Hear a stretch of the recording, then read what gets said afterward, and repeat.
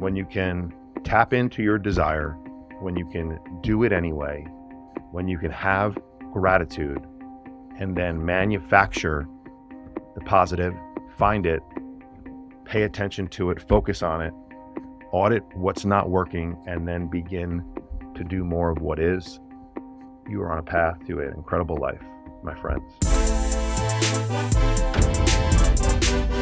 Welcome back to the show. I'm your host, Brian. I appreciate you being back with me again this week. I am hot, coming in hot, right off of a plane. I just got back from a trip to Florida. I was in Orlando and West Palm Beach. A little bit of business, a little bit of pleasure. I will not go into the details because we got work to do. I woke up this morning, time of me speaking into this camera. It is Monday, April 9th, April 8th, April 9th. I don't know. It's mid-morning Pacific Standard Time. I took a very early flight from the East Coast. You gain the time, so I got a nice full day ahead of me right now, but I woke up to a text late last night from my editor, Lindsay, my incredible editor, Lindsay, that the audio that I had prepared, the podcast that I had submitted, which is going to be this topic again for this week, the audio was basically unusable. And so nothing we could have done about it, whether I knew late last night or Tuesday or Monday or Wednesday or whenever I recorded it before I left.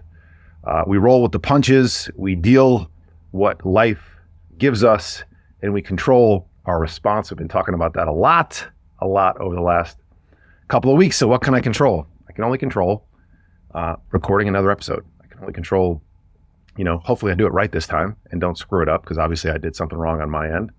But shout out to everyone who texted me to make sure that I was alive this morning. If you texted me and asked me where the podcast was, you have cemented yourself in the level of importance that I now hold you in my heart for checking in on me and making sure that nothing happened to me over the weekend and I was able to get the podcast recorded. Maybe you saw my Instagram story on early Monday morning and you saw that I gave you a heads up that the podcast would be delayed. So you probably follow me on Instagram if you don't listen to my podcast the moment you wake up on Monday morning. So you might have known. And if neither of those are true, you know that we have a little bit of work to do in our relationship. So there's always work to be done in all areas of our life. If you're following me on social media, it's at Brian Pannuzzo on Instagram or LinkedIn. Those are my two favorite spots. And I appreciate you for those of you who checked in on me. I am alive, I am well, and I am speaking into this microphone. It's an interesting situation that occurred, because your first thought when you wake up to a text like that, when you make a promise to have a deliverable on a schedule, when you have people expecting you, literally I have people expecting me to do things. This is such a weird life that I live in now, where it's like they want to listen to my voice on a Monday morning because they're conditioned to do so now, because I have conditioned them to do that. And when you don't show up, they take notice. So does anyone in your life take notice when you don't show up? The answer to that is yes. And so, at first it's like, well, shit.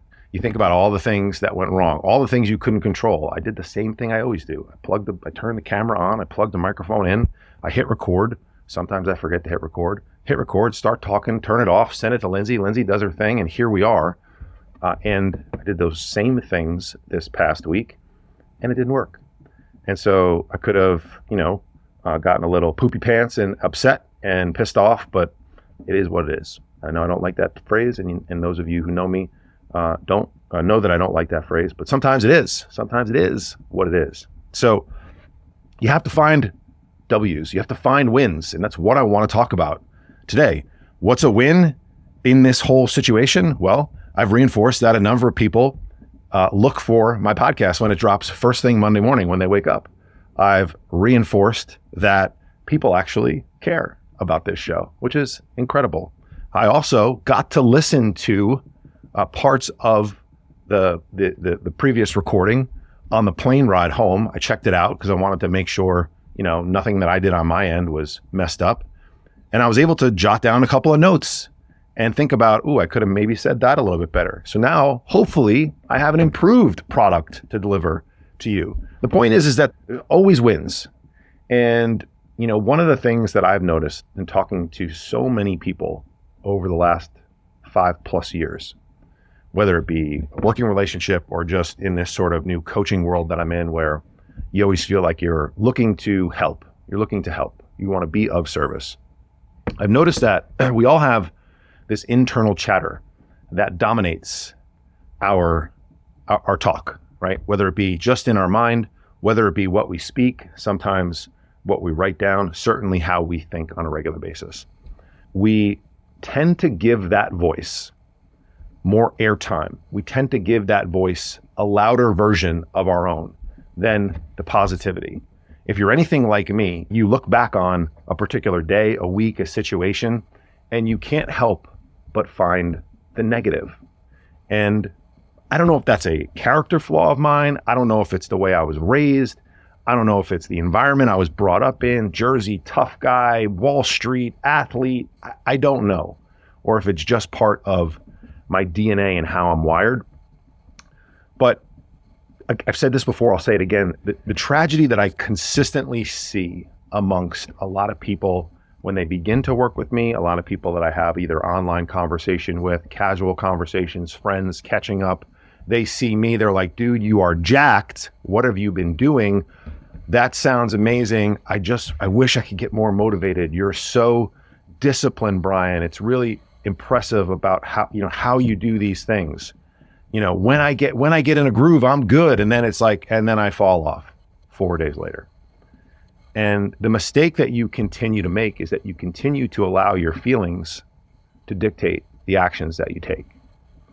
And most people make the mistake thinking that I do what I do, or you look at somebody that you look up to, whether it be in your professional life, whether it be maybe somebody who's achieved a level of success in another field, a celebrity or something, or an athlete that you look up to, or anybody.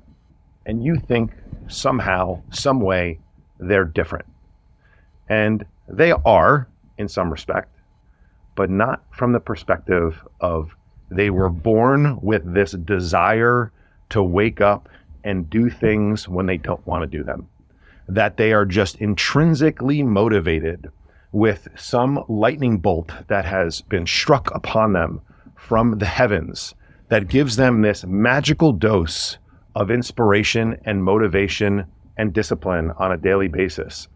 And when my alarm goes off at 4:15 in the morning or 4 in the morning or 4:27, I set my alarm for random times. By the way, do you set your alarm for random times?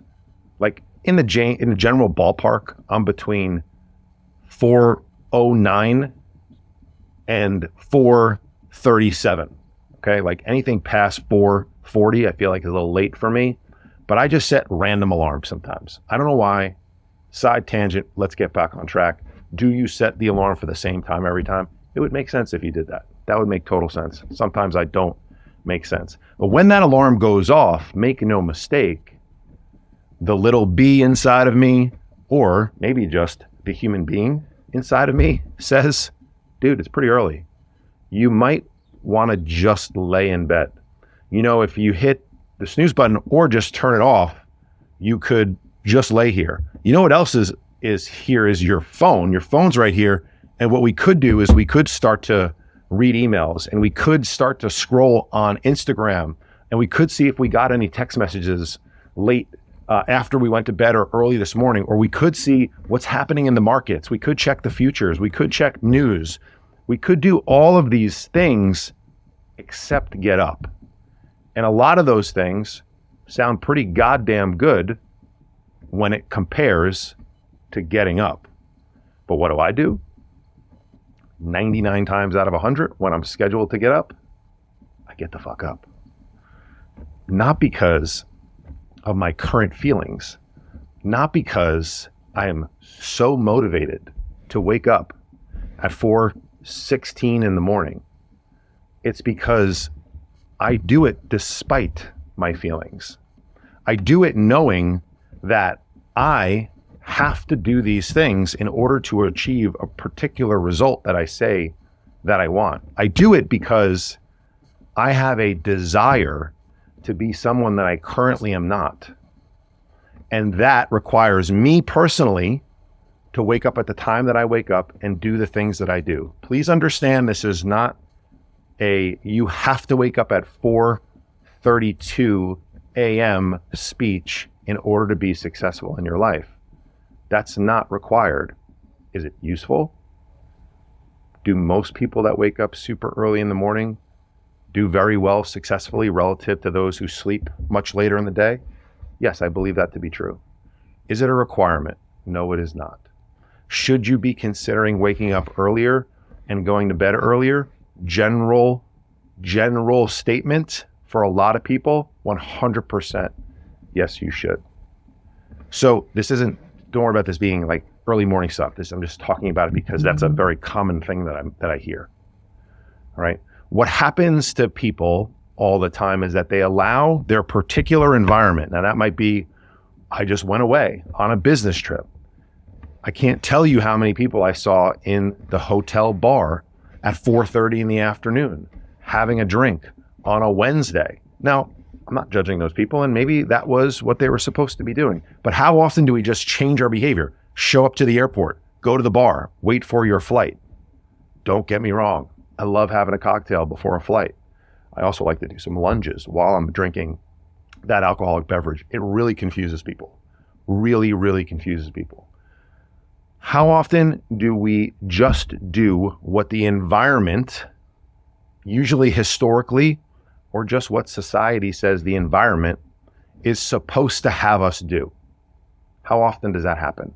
Pretty goddamn regularly that I see. I was just in Orlando, Florida. I didn't go to Disney World, but it's pretty darn close to Disney World.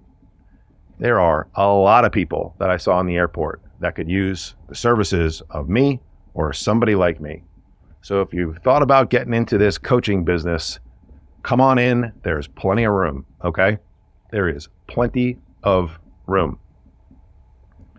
And so instead of allowing the environment to dictate your actions, to dictate your standard, how about you bring your standard to the environment?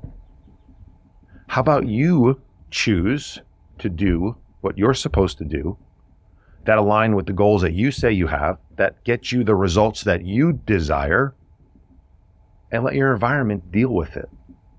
And so, what I had previously talked about and what I want to talk about right now is like, we're just usually wired to think about things in the negative. We're usually looking for what we did wrong. How many times have we looked in the mirror and found a flaw? Literally every single time I look in the mirror. Every time. I am incredibly fit. That is not a conceited statement. That is a goddamn fact. I work my balls off at it. I can tell you with 100% certainty, 100% of the time, when I look in the mirror, I look for a flaw. And I'm not talking about like my looks, like I believe I look super handsome. My wife thinks I look pretty good, pretty handsome. I'm talking about my aesthetics, the muscles that I have on my body, how I can see abs, what the shape looks like. I am a top 2 or 3 out of 100 body when you line them up. That's just a fact. And I'm very happy about that. And I work my fucking balls off to be that. But you best believe that when I look in the mirror, I look exactly for the area that I'm most unhappy with. That one spot that I wish didn't just like kind of look like it was like a little roll over here. Or like, why does this little part? If I'm doing it, you're doing it. And if I'm doing it, so's everybody else. And if you're doing it, so's everybody else. So start to understand that that's human nature. It's human nature. So stop fighting it. Stop like fighting, why you do it. Sometimes you just do it because you do it. And so what I found effective is making sure that you actually just give some positive thoughts airplay as well. So after I look at myself and kind of pick myself apart and go, or think about behavior that I've had in the past and have a lot of regret and shame, that's typically where this goes with people. They regret their behavior over the weekend. They regret their behavior over the last several weeks. They regret not doing this, doing that, whatever it may be. At least just take a pause and go and evaluate and audit. We'll talk about auditing in a minute. Well, what did I do right? What have I been doing really well? Is there anything I can give myself credit for? Can I at least pump myself up just a little bit? We all need a hype man. Oftentimes we have to be our own. That's why working with someone is a really, really positive thing in your life, because they can be your hype man when you need them to. Hype woman, hype man, same. So recently, as I've alluded to and talked a little bit about on this show over the last couple of weeks, I've been getting kicked in the dick. Kicked in the dick is a professional term that we would use in trading when you were losing money, when you were literally getting your balls kicked in. Okay, now that is not just a Wall Street term. That is a pretty general term. If I said I've been getting kicked in the D a lot lately, you can actually visualize what that looks like. For my male friends here, you can actually know what that might feel like. I think if you don't know, you can at least imagine. It's not pleasant. Doesn't feel good. You don't really want it to happen. Sometimes life's going to do it to us. What are you going to do about it other than hold your jewels, cry a little bit? You have to get back up. You have to find reasons to keep going. You have to find the positive. You have to find wins. And I guarantee you there's always a win in your day. There's always a win in your week. There's always a win in your month. There's always wins in your year. There's multiple everywhere you look. And so I've alluded to it a little bit, like I just said, but we've had some really shitty stuff going on. We sadly had to say goodbye to our amazing dog, Coco, last Thursday. Not this past Thursday. The Thursday before.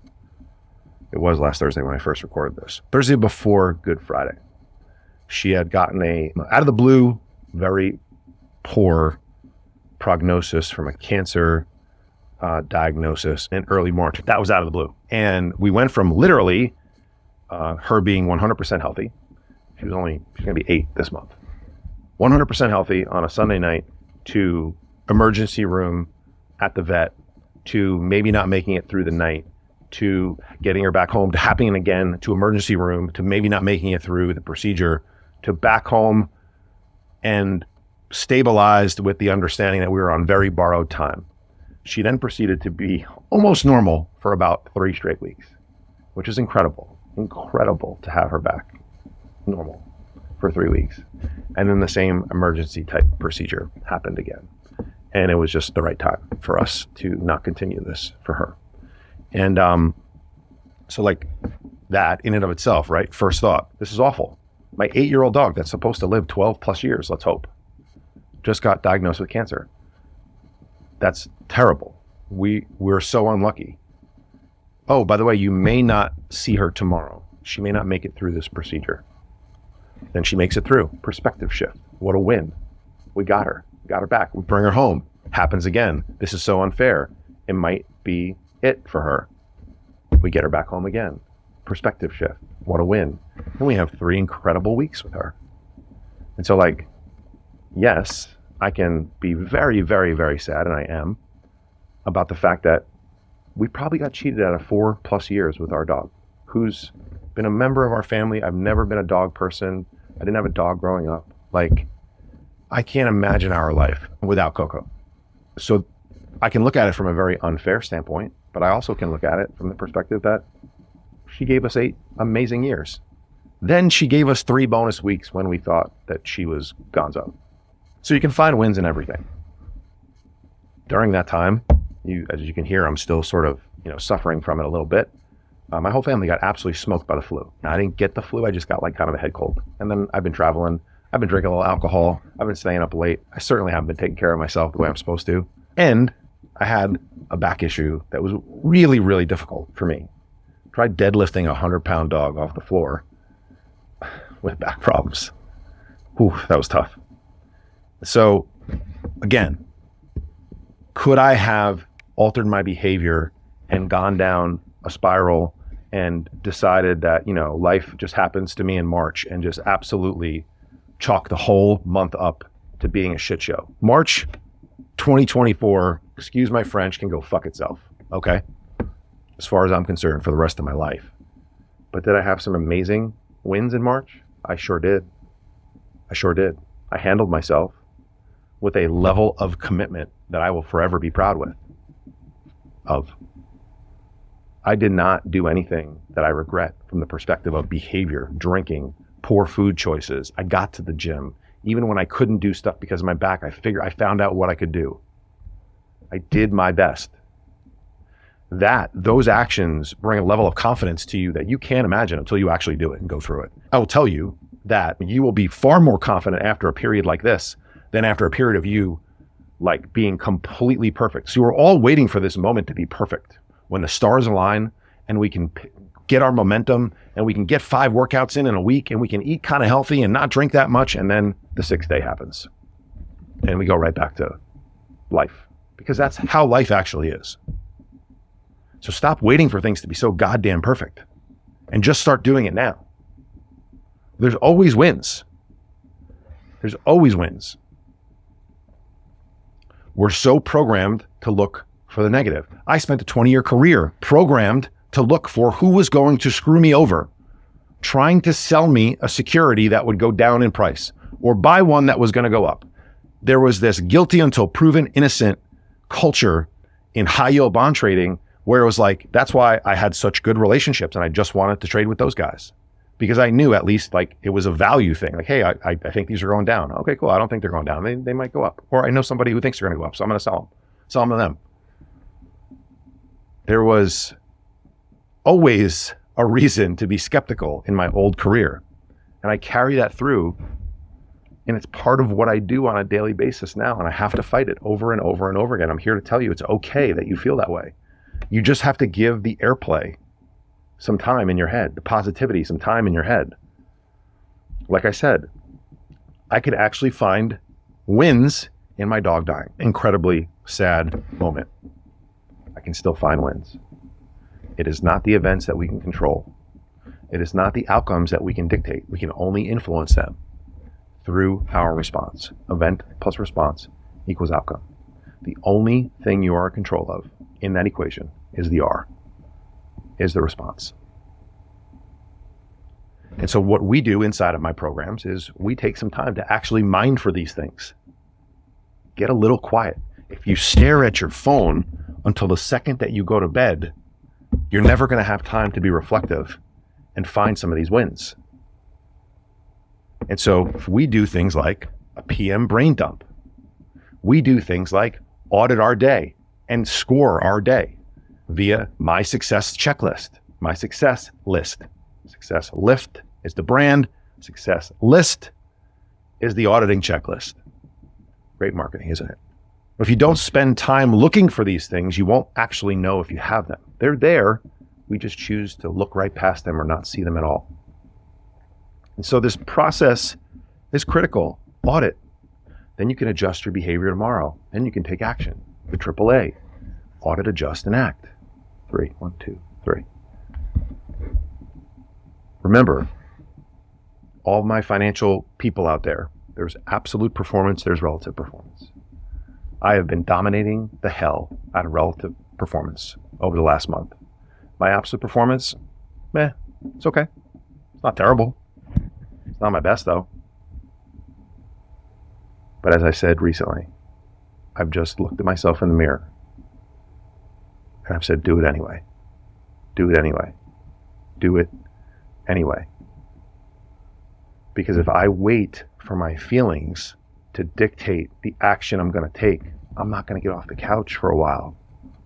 And neither are you. And so can you, in that moment, have that conversation with yourself?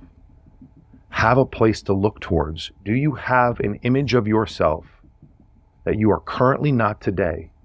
A version of you that is so unbelievably attractive. And whatever attractive means for you. That could be rich, that could be ripped, that could be looking incredible in that sexy cocktail dress. Is it still a thing, a cocktail dress? That could be traveling with your family. That could be in a different career. What version of you has you stop and like have the hair on your arms stand up? Can you describe that person to me? If you can't, that's step one. Because that will allow you to check in and say, am I doing these things? Should I maybe do the things that this person would do? That's where you can manufacture the positive. That's when it gets real easy to manufacture the positive. And I'm going to say it for all my tough guys, you actually can cultivate the dreaded G word, gratitude. And that is the antidote for a lot of this too.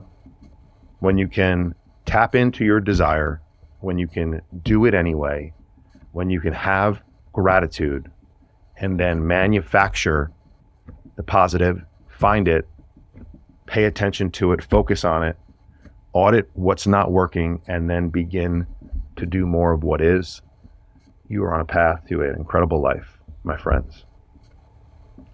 I appreciate you guys checking in on me this week. I appreciate you hanging with me. I thank everyone who has recently shared the show. I definitely have gotten some messages from people who are new. And so if you're new, thank you. If you are a veteran, OG, I appreciate you. Hope you have a great week. I'll see you back here next week.